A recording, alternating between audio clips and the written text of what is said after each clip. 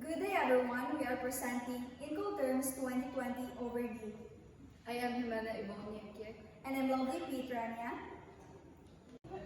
Incoterms or international commercial terms. When we say international, we want to ship goods or products internationally, you need to know this topic. This Incoterm is only for international shipping. Therefore, we don't need Incoterms for domestic shipments. Commercial, it's about activity of buying and selling goods or trading goods. Terms. There are 11 terms and classified into 4 groups. First, E-terms, EXW. For F-terms, FAS, FOB, FCA. D-terms, DPU, DAP, DDP. And C-terms, CFR, CIF, CPP, CIP. There are certain changes na nabago from Incoterms 2010 to Incoterms 2020. The Incoterms 2020 are internationally accepted shipping rules, guides for seller and buyer na gusto mag-import or mag-export para mag-guide sila kung saan pagbayan, ang pag-deliver, and also the responsibilities sa buyer and seller para if ma-damage or mawala ang goods, they know kung kinsa ang responsible. Contract of sale here in Philippines is under Civil Code. Normally sa pagbaligya ng goods, as a seller, we are obliged na mag-atiman sa atong goods. So there are obligations of a seller. First, supplies goods, prepare commercial invoice and other documents such as packing list, certificate of origin, bill of loading. And also there are the seller is obliged to send the goods to the buyer, and the buyer are obliged to pay in cash or equivalent. Obligation of buyer, pay the contract price or agreed price. And kung kanasa o unsaon pagbayad. And if you are selling goods in the other country, mas daghan og agreement because it will leave the country. And it's difficult to catch if it's a bogus buyer. So sa mga international transaction, we need to use Incoterms 2020. So next is the common concerns in international trade transactions. So we have here example. So projector. So you need to check if high quality ba siya, kung class A ba siya.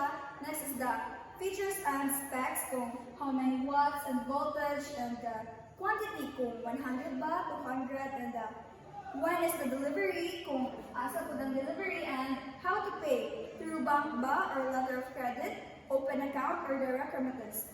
And kung mawala o madamage yung goods, kinsa ang responsible.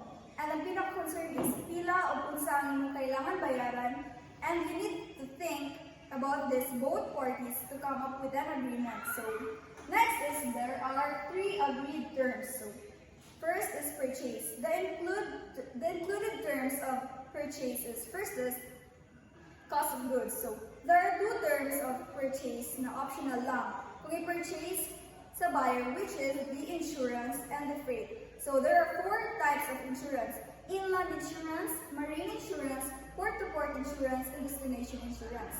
So freight is the sea freight and air freight. So there are 2 types of other charges. So origin other charges, kung siya gigasto sa country of origin, kung asa gikan ng goods sa seller. And then the destination other charges, kung ang gigasto sa country of destination, kung asa padulong ang goods na i-deliver. So next is delivery. So if the delivery na sa seller ang goods, means ang risk is na kay buyer. So there are types of risks. So loss, damage, deterioration. So the buyer will pay the delivery of goods to the final place of destination. It depends on the contract of agreement ni seller and buyer, and it also depends on Incoterms 2020. They agree. So delivery means it is when the goods are already in the possession of the buyer. So all in all, the concept of delivery, it applies to all Incoterms 2020, except the CFR, CIF, and CPP. So next is, kinsa dapat ang knowledgeable and dapat kabalo sa Incoterms 2020. So first yun is dapat si seller or the exporter kabalo ani. So kay gusto ni seller na dako iyahang profit, but dili siya gusto og risk, nasa iyang risk. So, they need to know the Incoterms 2020 kung saan ang agreement nila with the buyer para makabalo siya sa contract price by getting the commercial invoice done appropriately para dili siya malugi and they know kung asa tama nilang responsibilities sa pag-export. So, ang preferred Incoterms 2020 para ka seller is ang experts. Kaya mo ni ang most basic and ang advantage niya is naa kay buyer ang risk and ang gasutanan is naa ka buyer. And ang disadvantage is gamay ra siya og profit. And the next is the buyer or the importer. So gusto niya nga gamay ra ang iyang magasto or makatipid siya and dili sa siya gusto nga ang risk is naa sa iya. So ang preferred Incoterms 2020 para sa iya is ang DEP.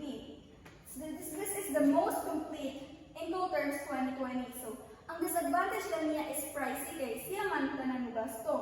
And ang advantage niya is naa kang seller ang risk. So next is the freight forwarders. So sila ang mas knowledgeable and sila ang kabalo sa mga ruta sa pag-export and pag-import. So as long as the schedule. So ang goal nila is maka-earn by servicing the seller or exporter as maximized as possible. And lastly is the custom broker. So we need to be knowledgeable then sa Incoterms 2020 para mapatawan ng correct duties and taxes ang pag-import ng goods.